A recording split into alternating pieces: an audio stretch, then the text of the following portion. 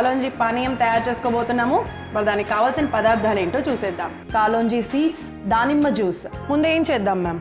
ముందుగా మనం దీనిలో ఇది మనకి ఏంటంటే గ్యాస్ స్టవ్ లేకుండా మనం చేయాల్సిన చిన్న సంజీవిని అనమాట. జస్ట్ మనకు విత్తనాలు తర్వాత మన దానిమ్మ ఉంటే సరిపోతుంది అనమాట. సో ఈజీగా కూడా మనం యూస్ చేయొచ్చు, డైలీ రొటీన్గా కూడా వాడుకోవచ్చు. ఫస్ట్ ఆఫ్ ఆల్ మనం కాలోంజీ విత్తనాలు అంటే చాలా మందికి తెలుసు లేదో చూపిద్దాము. సో చూసారా, కాలోంజీ విత్తనాలు అంటే నల్ల నువ్వులు లాగానే ఉంటాయి, కానీ నల్ల నువ్వులు కాదు. సో ఇలా ఉంటాయి అన్నమాట. సో వీటిని మనం తీసుకుంటున్నాం ఇప్పుడు.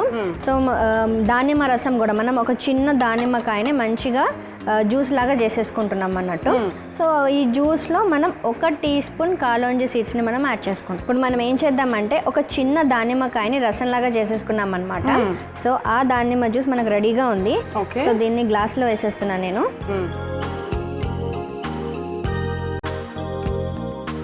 ఓకే, ఒక స్పూన్.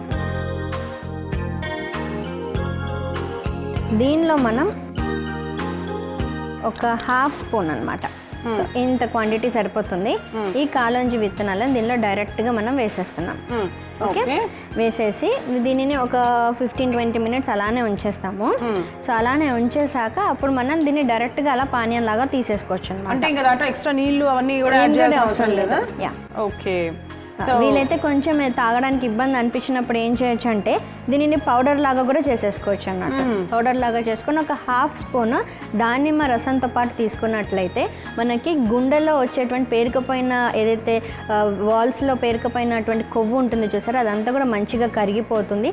ఇంకా కూడా గుండె జబ్బు రాకుండా ఉండడానికి ఎంతో బాగా ఉపయుక్తంగా ఉంటుంది. అంటే ఇప్పుడు మీరు కొలెస్ట్రాల్ అని అంటున్నారా? కొలెస్ట్రాల్ తగ్గుతుంది. కొవ్వు వేరు అంటే ఫ్యాట్ వేరు, కొలెస్ట్రాల్ వేరా? ఆ రెండు డిఫరెంట్ ఉందా? అయితే మన శరీరంలో 2 రకాల కొలెస్ట్రాల్స్ ఉంటాయి అనమాట. So good cholesterol, bad cholesterol. So అందరికి ఐడియా ఉంది కదా. సో మనం తినే ఆహారంలో కూడా ఫ్యాట్ ఏదైతే ఉందో అది పేరుకొని పోయి బ్యాడ్ కొలెస్ట్రాల్ లాగా మారుతుంది అనమాట. అండ్ ఈ ఫ్యాట్, గుడ్ కొలెస్ట్రాల్ అంటే ఏంటంటే ఈ ఫ్యాట్ మన శరీరంలో కావాల్సినటువంటి ఫంక్షన్స్ అన్ని జరగడానికి కూడా ఫ్యాటీ మెటీరియల్ అవసరం అనమాట.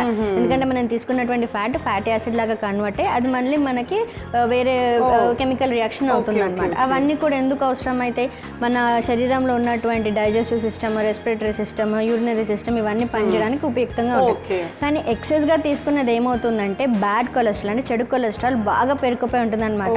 ఫర్ ఎగ్జాంపుల్ మనం పిజ్జా, బర్గర్లు ఇవన్నీ ఎక్కువ తినేస్తుంటాం చూసారా, అవి అరగకపోవడం వల్ల ఏమవుతుందంటే అలా చేరుకుపోయినటువంటి మలినాలన్నీ కూడా చేరుకొని ఒక దగ్గర అంటే మన రక్తనాళాల్లో చేరుకొని అవి మనకి బ్యాడ్ కొలెస్ట్రాల్ లాగా టర్న్ అయిపోతాయి. అవి ఏ వెజిల్స్ లో అయినా ఉండొచ్చు.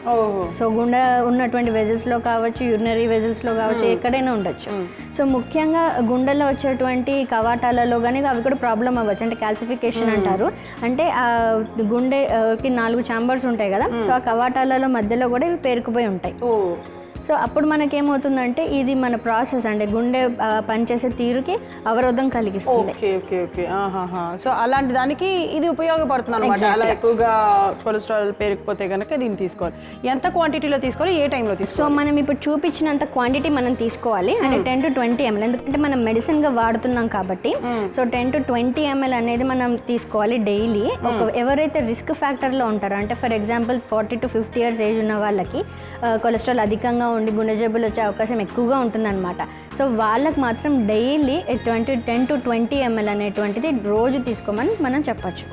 ఓకే. సో ఇది దీర్ఘకాలికంగా తీసుకున్నా కానీ దీని యొక్క చెడు ప్రభావాలు ఏమీ ఉండవు అనమాట. ఓకే. సో ఇంత తీసుకోవాలి, జస్ట్ ఒక చిన్న గ్లాస్ అనమాట, ఒక 50 ml అన్నట్టు, అంతేనా? 10 to 20 ml అంతే, 10 to 20 ml. ఓకే. అండ్ ఇంకొకటి ఏంటంటే ఇది మనకి కొలెస్ట్రాల్ లెవెల్స్ని తగ్గిస్తూ గుండె జబ్బులు రాకుండా ఉండడానికి ఎంత నియంత్రిస్తుందో అలానే ఇది వీర్య కణాలను వృద్ధి చెందడానికి కూడా ఉపయోగపడుతుంది అనమాట. ఇది ఒక రీసెర్చ్ స్టడీలో వాళ్ళు ఐడెంటిఫై చేశారనమాట. నార్మల్గా కాలోంజీ సీడ్స్ అనగానే మనకి కలర్ చూసి మనకి జుట్టు బ్లాక్ అవ్వడానికి తర్వాత గ్రే హెయిర్ రాకుండా ఉండడానికి ఉపయోగిస్తారు. అన్ని ఆల్మోస్ట్ ఆయుర్వేదిక్లో ఉన్నటువంటి అన్ని హెయిర్ ఆయిల్స్లో కానివ్వండి, షాంపూ కానీ, టాబ్లెట్స్లో కానీ మనకి కాలోంజీ విత్తనాలు ఉంటాయి. అయితే ఇవే ఆనియన్ సీడ్స్ అని చాలా మందికి తెలీదు.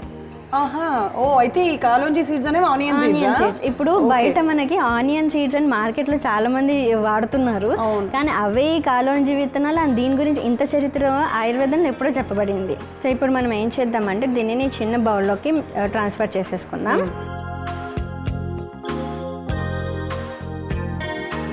ఓకే. సో ఇవి కాలోంజీ పానీయం అన్నమాట.